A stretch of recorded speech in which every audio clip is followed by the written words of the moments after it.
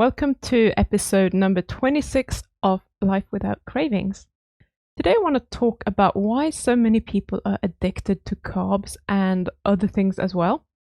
And anyone who's addicted to carbs is addicted because they enjoy the taste and they find some kind of relief when they consume the carbs, right? So we crave the carbs to get this relief. And with addictions, there is also always a negative consequence from consuming the carbs. But even though the person who's addicted to carbs know that there is a negative consequence, they're not able to stop, regardless of the consequences. So that's how we define a carb addiction. And this is why going on a keto or carnivore diet doesn't solve this problem for everyone. And I was kind of curious about whether it actually solves it for those who think they have solved the problem, when they think that they have, or if they have just made an addiction swap. They swapped their addiction for something else. So I put a poll out there on YouTube just for fun, and I'm going to share the results with you. And if you're not watching this on YouTube, I'm going to read it for you. This is what I asked. Keto carnivore cured all my addictions. Keto carnivore cured my carb addiction, but I have others. Or keto carnivore cured my carb addiction, but I started something else. Or the fourth option was keto carne hasn't helped my carb addiction at all. 48%, almost half people. There were 42 votes. It's just been up for a day, but I wanted to record this video. 42% said that it cured my carb addiction, but I have others. I have a theory about this, but we're not going to go into that right now.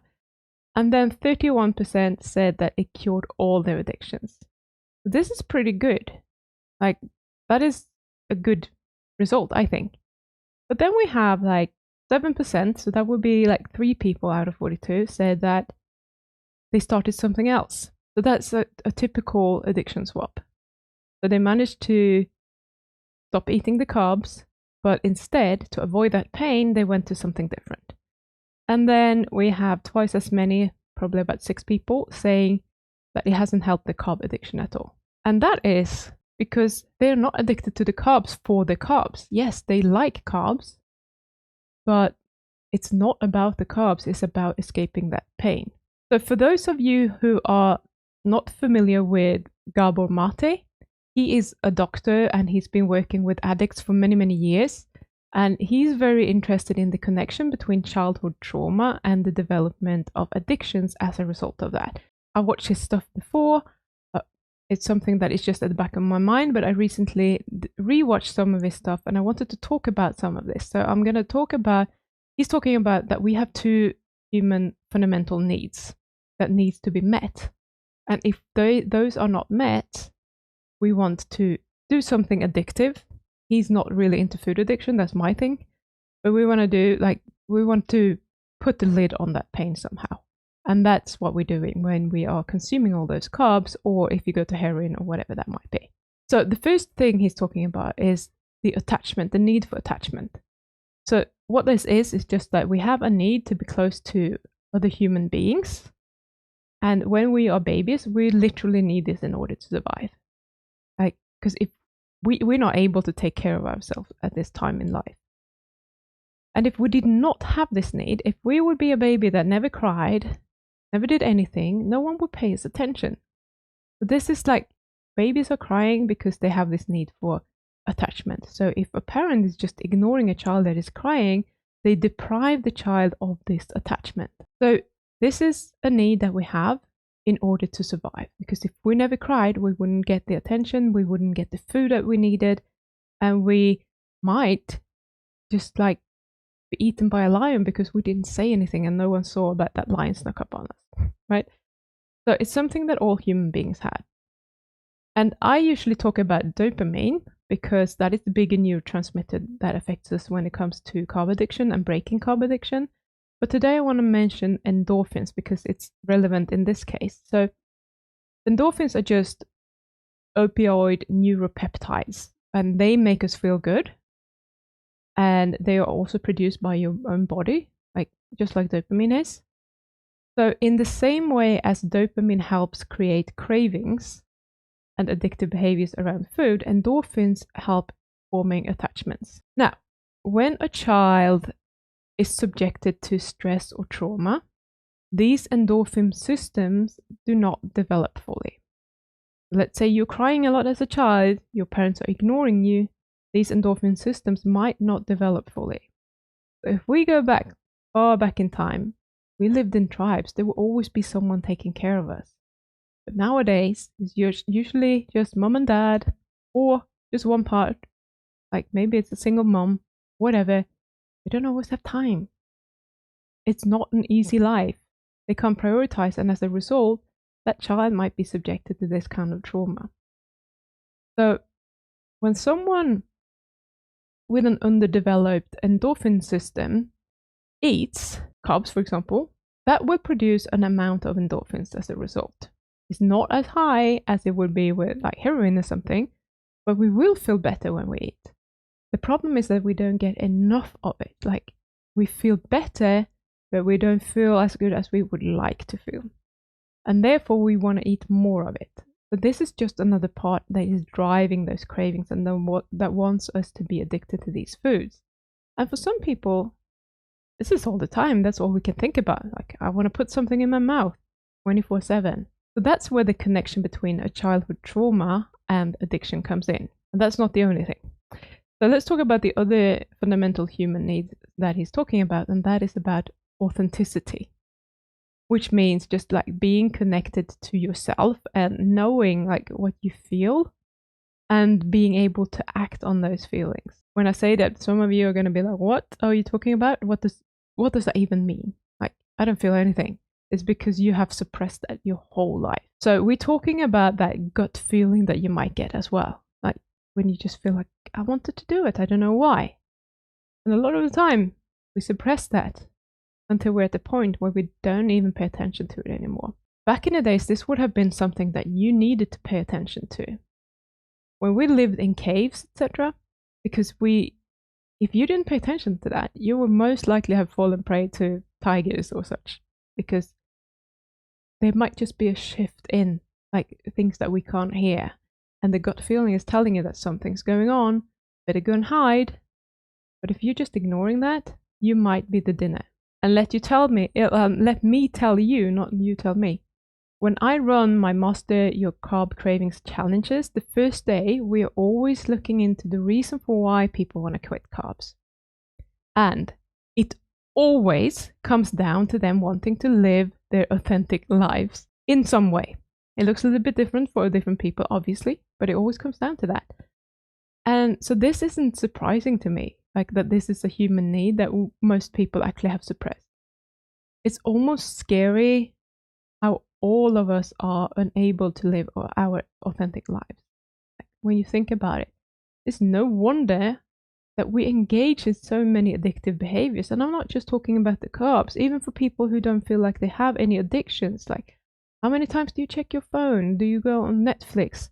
Do you watch porn? Like, what are you doing? Like, all of these things, they're all addictive behaviors to escape that emotional pain. This is actually where it gets really interesting. So when you, as a child, for example, you were in a situation where your authenticity was threatened by your attachment relationships. Like, this actually happened a lot for me. I would always be hungry, so I would like want to eat sandwiches or whatever. And sometimes my mom would just tell me like, oh no, you can't have any now because I'm cooking dinner. So dinner will be ready in a bit. And I would, of course, get upset because sandwiches, A, tasted really nice to me, probably better than dinner most of the time. And B, I was hungry in the moment and I wanted to eat now. Like, I wanted to get that instant gratification and just not be hungry anymore. And I had set my mind that I want those sandwiches. And then I would probably say something. I would be upset about that. And that would just lead to her being annoyed at me because my mom doesn't like cooking. And so she didn't want to obviously put that effort into making dinner just to have me not actually eating it. And that's completely understandable. But as a kid, I wouldn't understand this. And the message that I would receive as a kid is that if I'm upset, my mom won't act towards me in a loving way. And then probably be translated in, if I'm upset, my mom is not going to love me. Like, that's what I would hear. Whether that's true or not, I mean, it's not true. I know that it's not true. But that's the message that I would receive. So after going through this behavior over and over again, what happens is that we're just going to start suppressing that authenticity so that we can get the love and attachment of the people that we need. Because this is much more important at this time in life for our survival.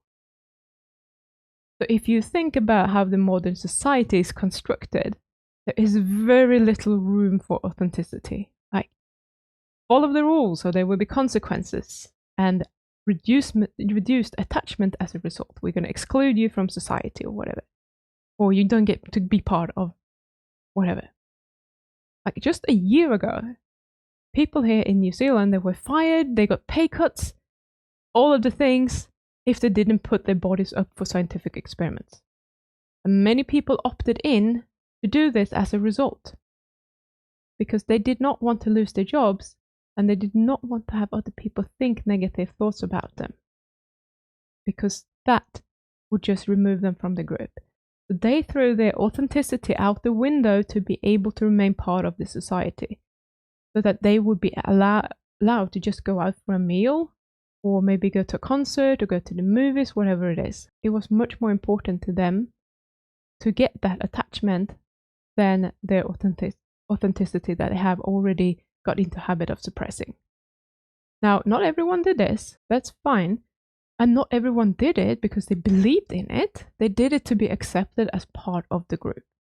It's important to remember that. Like, we are being forced into a corner to make a decision, and then we just make a decision based on one of those needs. Those of us who did not go along with that narrative, like those of us who valued our authenticity higher, it cost us attachments. Like, we were the outcast. People would say things about us. We would be excluded. We wouldn't be allowed to go into shops and doing all of those things. We chose authenticity over attachment. But either way, both groups have missed out on something. And that's like, you're getting cornered and you have to choose. That's what we do throughout all of our lives. And society continues to force us to choose between them. Because we had some sort of conflict between authenticity and attachment when we were kids, we have just lost that ability to connect to ourselves and feel what's actually feeling like the right decision to make. So when it comes to like childhood trauma, it's not about the things that have happened to you as a child. Like, it doesn't matter what you have gone through. What matters is what is happening inside of you, what you're thinking, the brain patterns that you have developed as a result, and obviously with the endorphin system being underdeveloped, etc.